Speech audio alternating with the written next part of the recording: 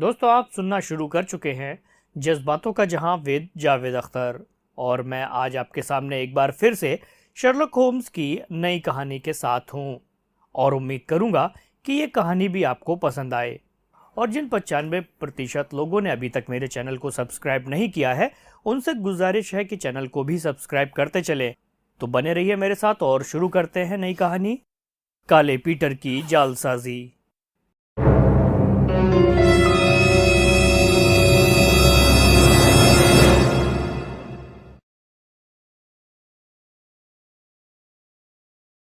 पता नहीं वह कौन था। चुपचाप हम लोग झाड़ियों में बैठे रहे और किसी भी संभावित पल की प्रतीक्षा करते रहे। और फिर गांव से आती आवाजों ने हमें जगाए रखा, लेकिन एक एक करके यह व्यवधान भी खत्म हो गए और फिर हमारे ऊपर पूरी तरह सन्नाटा छा गया। आप सिर्फ दूर की चर्च से आती घंटियों की आवाज सुनाई दे रही थी। इस समय आभास हो रहा था कि रात बीत रही है। बारिश भी पड़ना शुरू हो चुकी थी। 2:30 बज चुके थे। तभी हम सबको झटका लगा। दरवाजे की तरफ से खटके की आवाज सुनाई पड़ी। कोई अंदर घुस रहा था। वहां खामोशी छाई थी। तभी झोपड़ी के पीछे की तरफ भारी कदमों की आवाज सुनाई दी और अगले ही पल धातु खनकने की आवाज आई।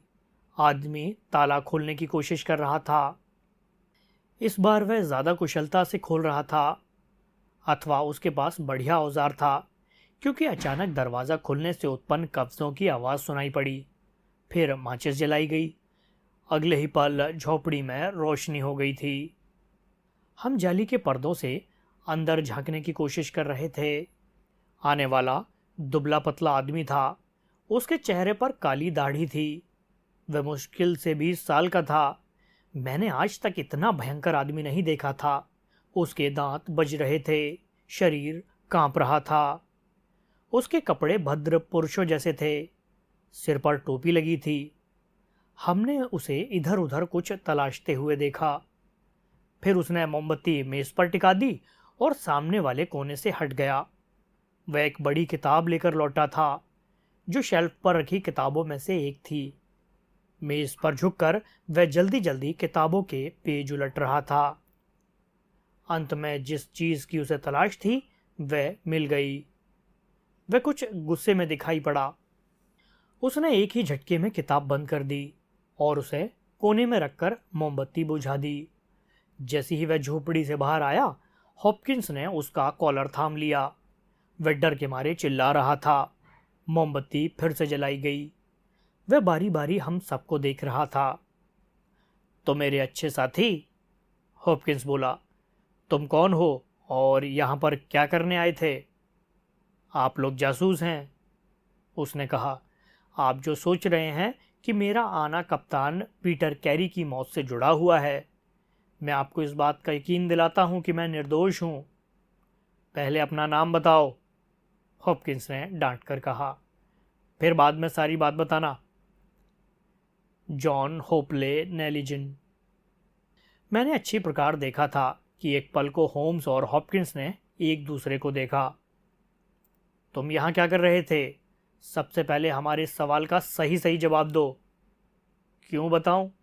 अगर तुमने हमारी बात का जवाब नहीं दिया तो फिर इसका अंजाम तुम्हें मालूम है कि क्या होगा।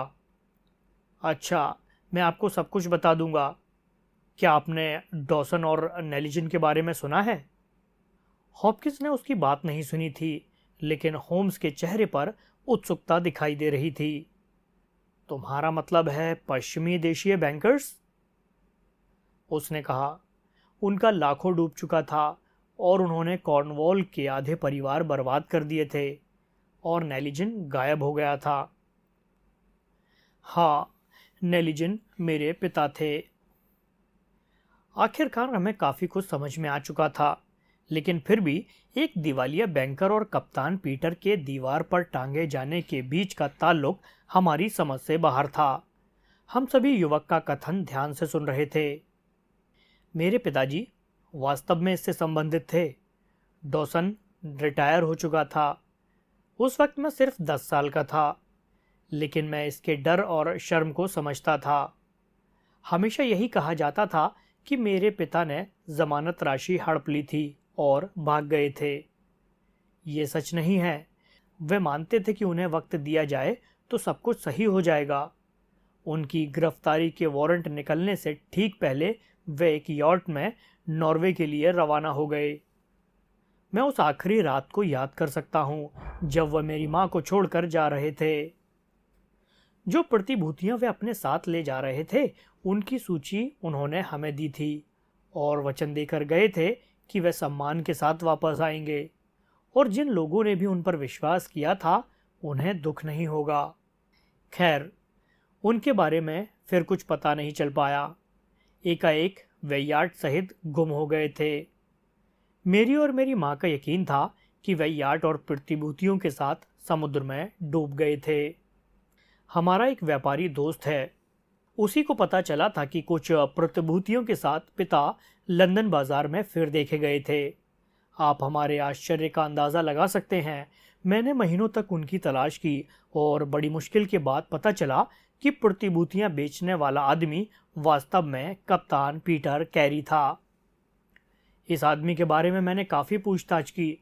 मुझे पता चला कि ये आर्कटिक सागर से लौटने वाले मछली पकड़ने वाले जहाज़ पर उसी समय अवधि में सवार रहा था जब मेरे पिता नॉर्वे जाने के लिए समुद्र में थे। उस वक्त समुद्र में तूफान आ गया था। मेरे पिता का याट शायद उत्तर में बह गया था और कप्तान पीटर कैरी के जहाज तक पहुंच गया था। अगर ऐसा था तो मेरे पिता का क्या हुआ था?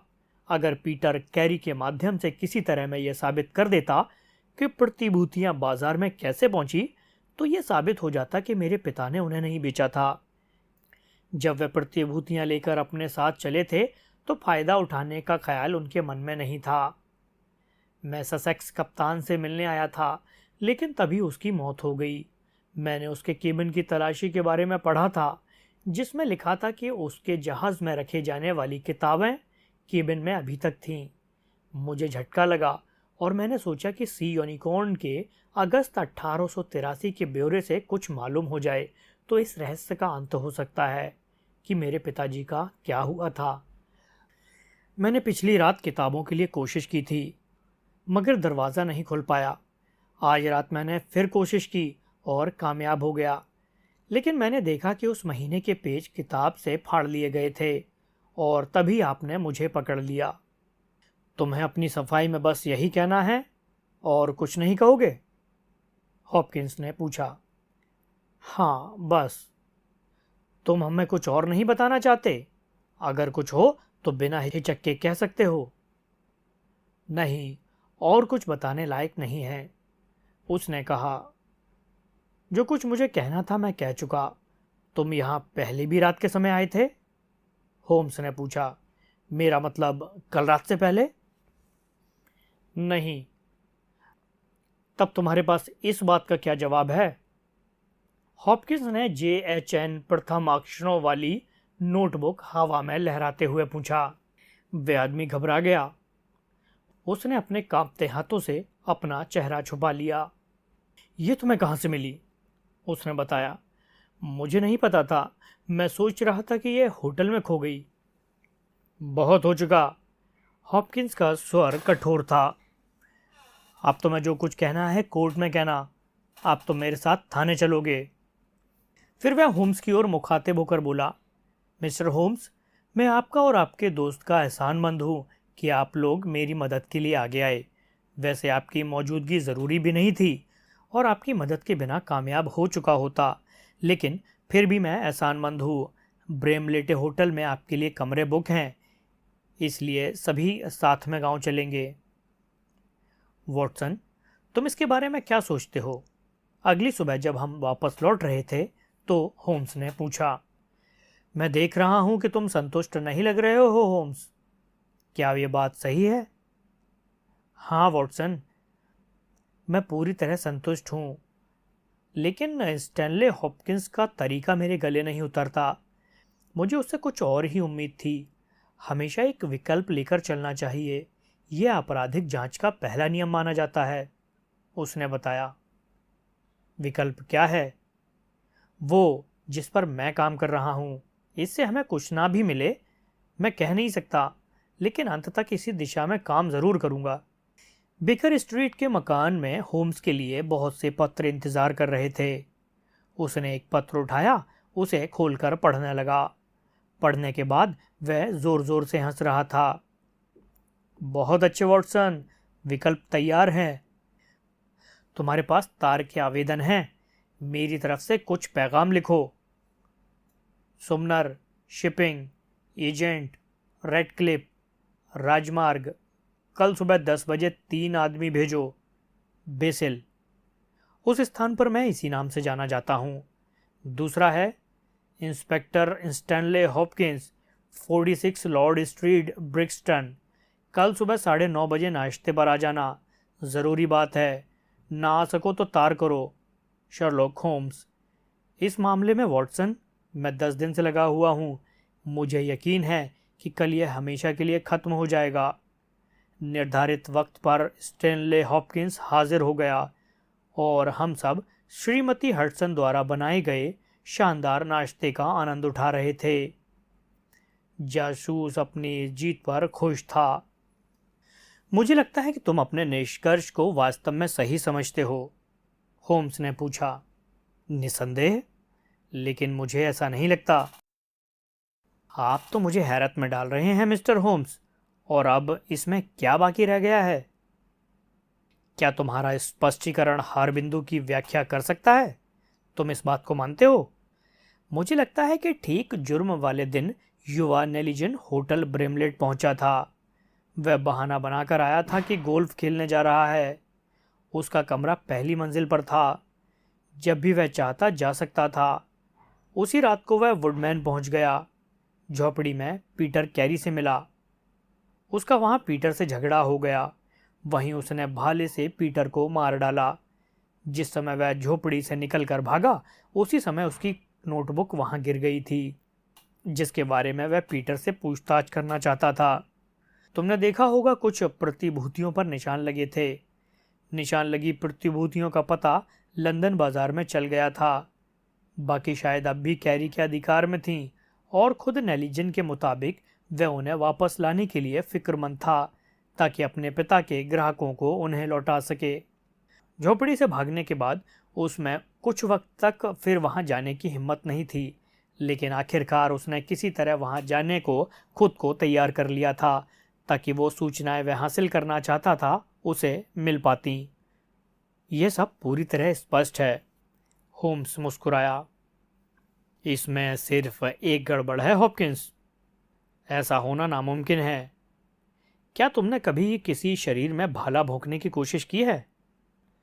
तुम्हें मेरा दोस्त वॉटसन बता सकता है कि मैं इस पर प्रयास कर चुका हूं। यह कोई आसान काम नहीं है। इसके लिए हाथों का अभ्यासी और मजबूत होना जरूरी है। यह हमला इतने हिंसक ढंग से किया गया था कि हथियार की नोक दीवार में गहरी धंस गई थी। क्या तुम सोच सकते हो कि यह दुबला पतला युवा इतना भयानक आक्रमण करने में समर्थ था? क्या इसी आदमी के साथ काला पीटर रात के वक्त रम पी रहा था? क्या 2 रात पहले खिड़की के पीछे इसी व्यक्ति का चेहरा दिखाई दिया था? नहीं हॉपकिंस, वह कोई खतरनाक व्यक्ति है। अब हमें उस खतरनाक व्यक्ति की तलाश करनी है। होम्स के बोलने के साथ ही साथ जासूस का मुंह लटकता जा रहा था। उसकी उम्मीदें और इच्छाएं उसके सामने दम तोड़ रही थीं, लेकिन वह अपनी बात आसानी से छोड़ने वाला नहीं था।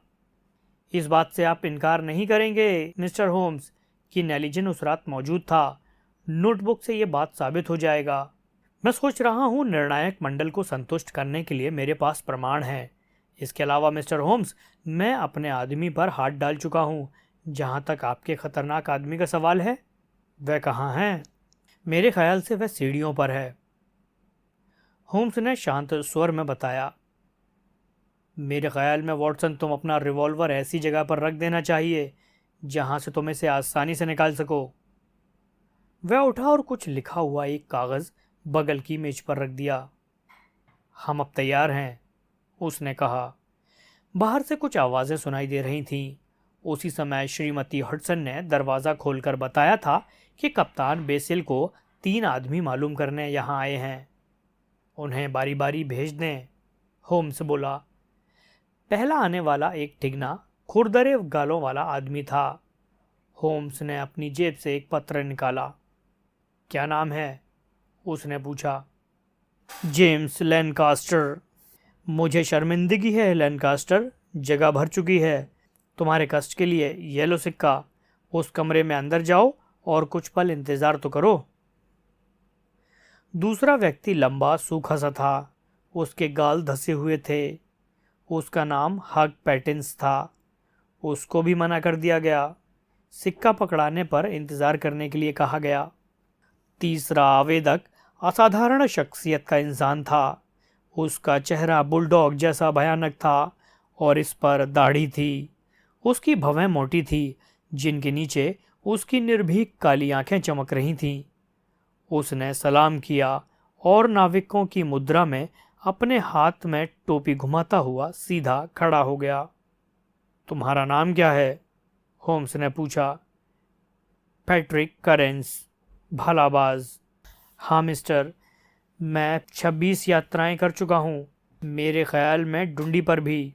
हाँ मिस्टर, क्या तुम इस वक्त एक खोजी जहाज पर जाने के लिए तैयार हो सकते हो? मैं तैयार हूँ मिस्टर। तुम्हारा मेहनताना क्या होगा? 8 पाउंड हर महीने। क्या जल्दी चल सकते हो?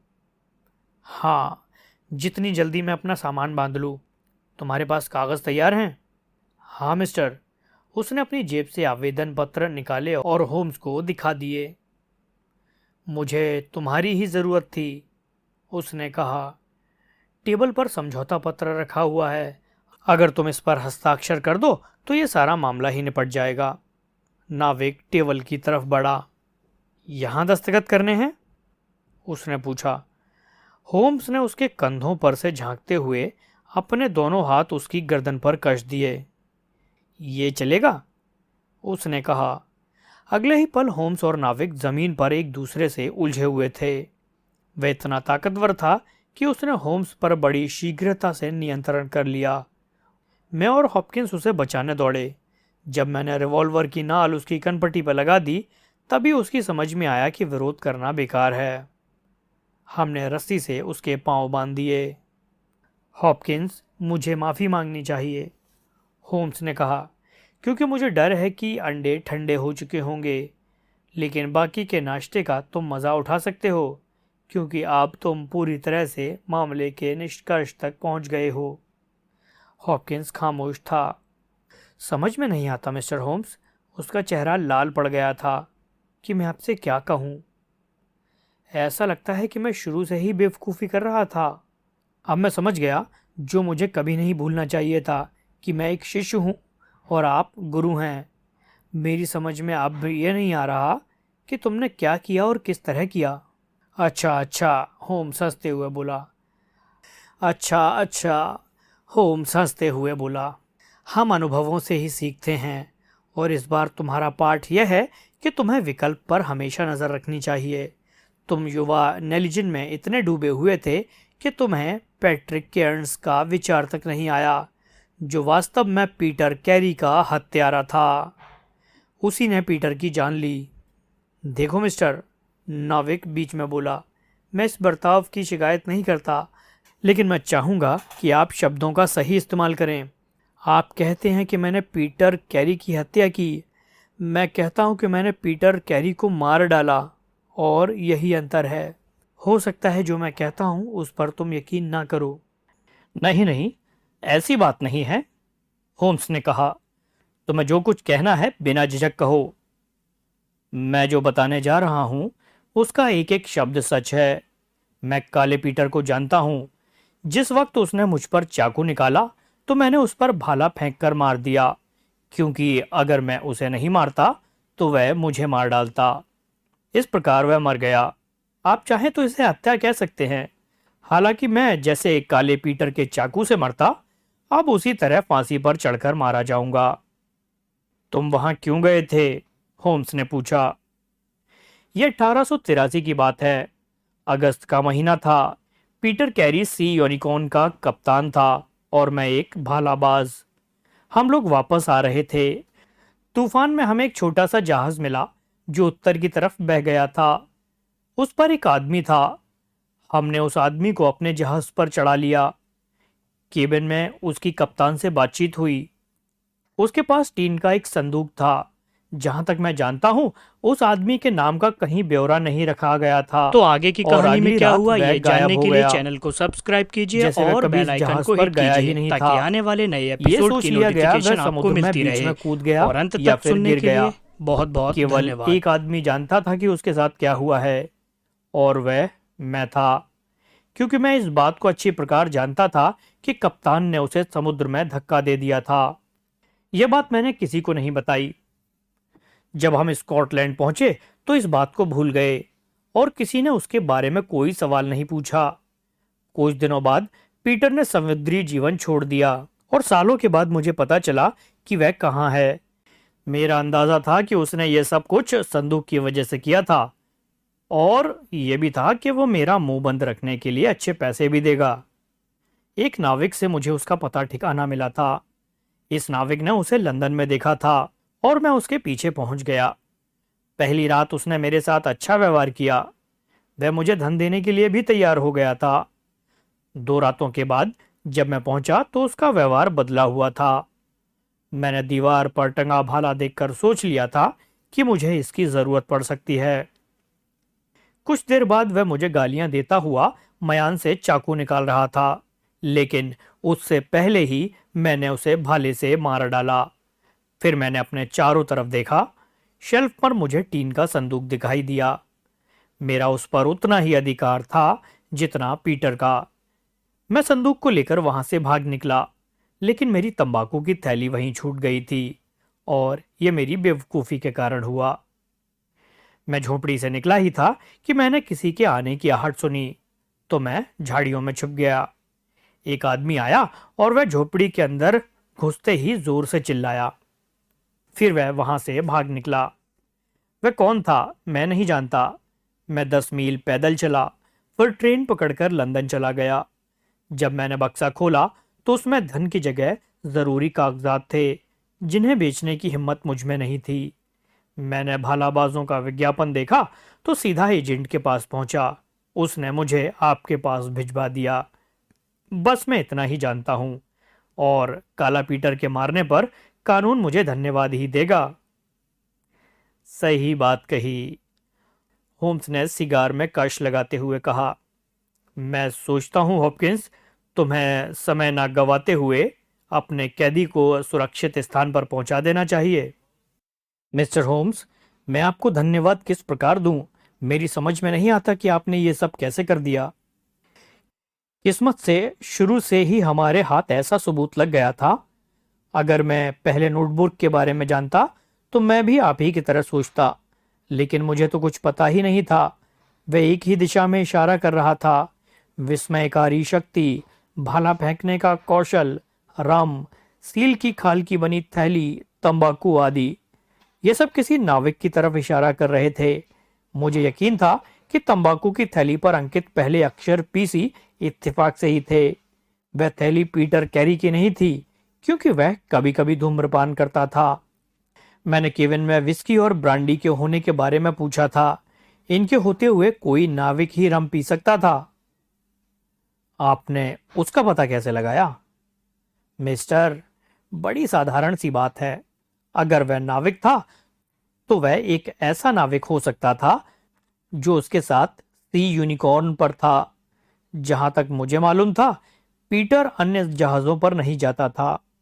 डुंडी तार करने में मेरे 3 दिन खर्च हुए, और उसके बाद मुझे 1883 में सी यूनिकॉर्न के क्रू के नाम पता लग गए। जब भालाबाजों में मैंने पैट्रिक का नाम पढ़ा तो मेरी तलाश खत्म हो गई। मैं सोच रहा था भालाबाज शायद लंदन में रहता था। मैंने अच्छे वेतन पर काम करने को तैयार भालाबाजों की आवश्यकता जताई, और अंजाम तुम खुद देख लो। हॉपकिंस हैरान था। जितनी जल्दी हो नेलिजन को छोड़ दो, होम्स ने कहा। मैं मानता हूं कि तुम्हें उससे किसी तरह माफी भी मांगनी चाहिए। टीन का संदूक उसे लौटा देना चाहिए। हॉपकिंस, अब तुम अपने कैद। तो ये थी आज की कहानी। आपको ये कहानी कैसी लगी कमेंट में ज़रूर बताइए, और आने वाले समय में इसी तरीके की और भी कहानी सुनने के लिए चैनल को सब्सक्राइब करना मत भूलें और अंत तक सुनने के लिए प्रेम पूर्वक धन्यवाद।